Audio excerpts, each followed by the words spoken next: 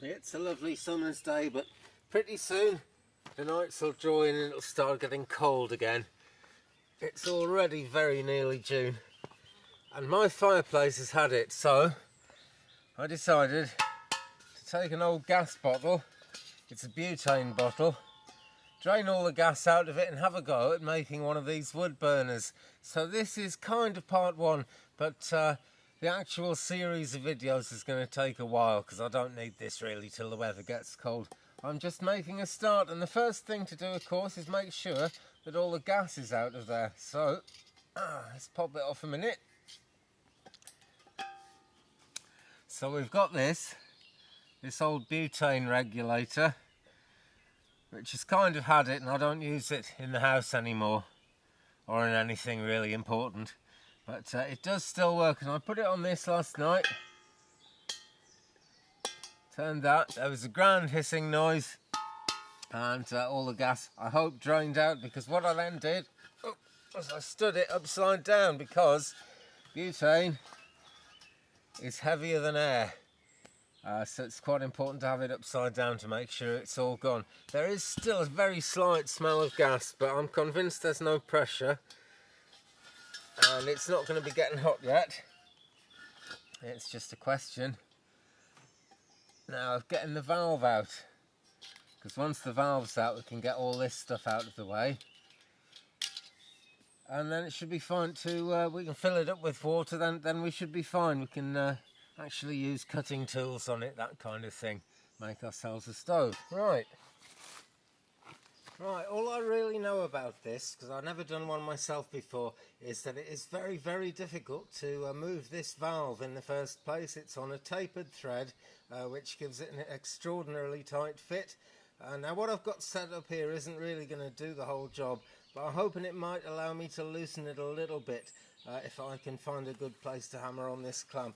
I don't know, I might have to try a few things, but something else I've done, let's just go handheld, is I've driven this iron spike. I've passed it through the holes in the ring around the top of the bottle there, and it runs right the way down, and it's braced against a tree trunk, which we can't quite see actually, it's a little bit dark in there, but it's braced against a tree trunk so that when I pull on this, the bottle can't actually move. It can slide forward a bit. I'm going to have a think about that, but let's see what I can do. Well, that was great fun, that was. I didn't actually film most of what I did there. Well, I didn't film any of it because there might have been swearing, but it wasn't too bad actually. I've seen many ways of people trying to do this, and the best ones always seem to involve a lot of leverage, because you can actually release it quite slowly. As it happened, there was no hiss when it released, so there was no gas left in there, so that's a success. But of course there are fumes in there, so the next thing to do is stand it upside down. But let me first show you what I did. I used this, which is it's for doing up taps. You can kind of reach up under a sink and do up a tap fitting underneath to make it nice and solid. Double-ended one there, and this end slips quite nicely. If I can just line it up and show you. Difficult to see now. There we are. It slips quite nicely over that, and it gives you quite a bit of, you see, I can actually move it there. I have taken it out already, by the way, and just popped it back in because I did want to show you. But yeah, that just goes in there like that. Turned around reasonably nicely. I used the handle of my axe to lever it the first time. I put the really close to the end of the axe in between the top prongs of this spanner thing, and I used the whole length of it, and then I used this old rusty spanner to take it the rest of the way once it had loosened a bit. I'm not sure it'll come out by hand, but I just put it back in by hand. Let's see, yeah, that comes out nice and easy, and the job is a good one. Eventually. There we go. I've always wondered what these things look like on the inside, and now I know.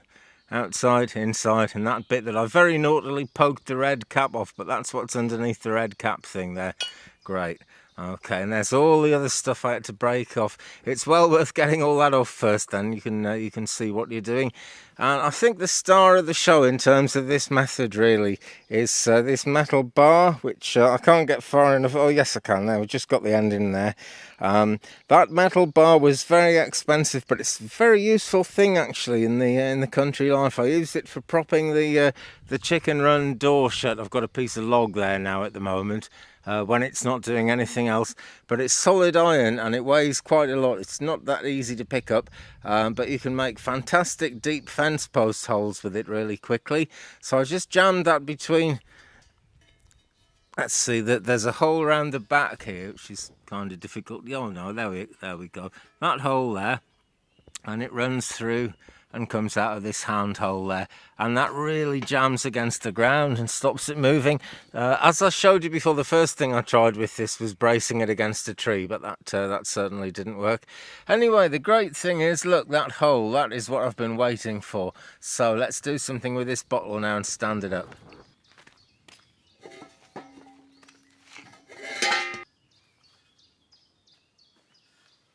Right, so there it is, just stood it up again, upside down, because butane is heavier than air.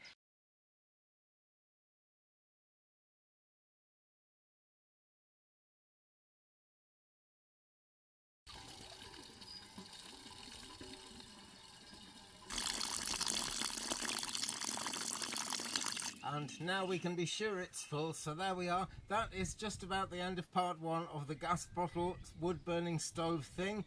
Thanks ever so much for watching. Like and subscribe if you can stand any more, then you'll get it as it comes. More turning videos, more astrology and more of this as we go. Thanks again guys, goodbye.